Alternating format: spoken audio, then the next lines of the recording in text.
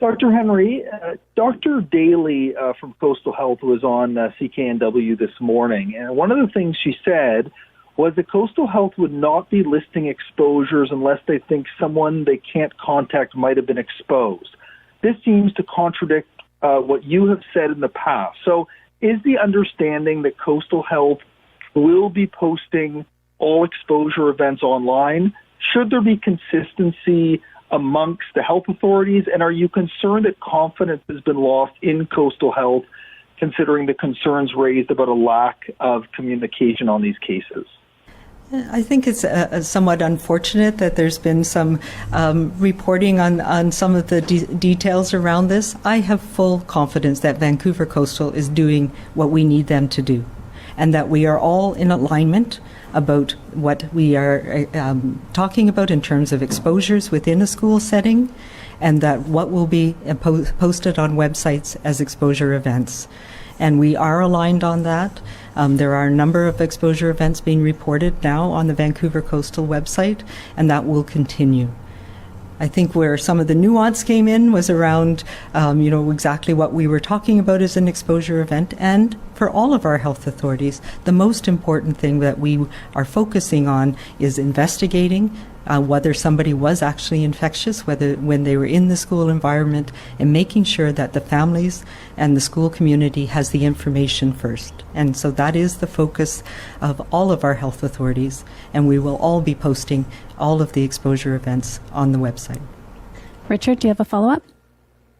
One of the things I think that confuses people is there are only 2 exposure events in Coastal and many more in Fraser, and the number of cases has been pretty similar in both. So do you think what's being done is enough for parents? And on a separate topic, I've received a number of emails since you spoke at UBCM this week and spoke about the threats that you've received.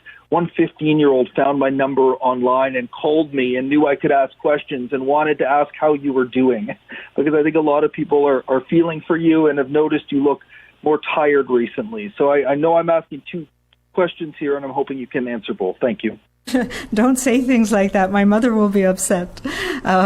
In terms of the school exposures, we'll look. If you look on the website, we've had about 31 that are reported there, and we have to recognize that the vast majority of schools in the province are actually in the largest school districts are in Fraser Health Region, and so it's not surprising to me that that's where many of the exposure events. All of them have been relatively low risk, and they've all been managed with public health and schools together.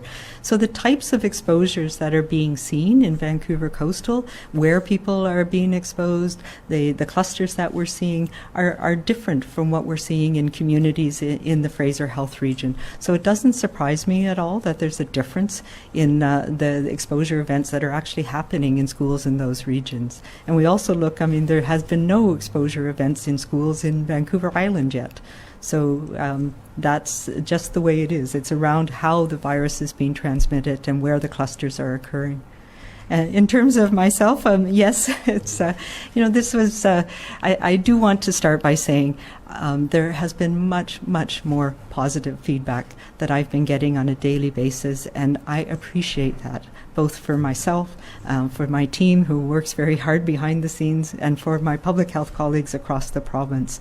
We absolutely thank you, and I do appreciate all of the notes and good wishes and the comments people have sent me. It has been a challenge, and this has started early on in January, where some people, it doesn't surprise me in many ways when people are anxious and afraid. Some people's reaction is to lash out in anger, in frustration, and these were unprecedented times. So I am doing fine, and I have a strong sense of community, my neighbors, my friends, my family to support me. And I really appreciate the support that I get from people in our community here in BC.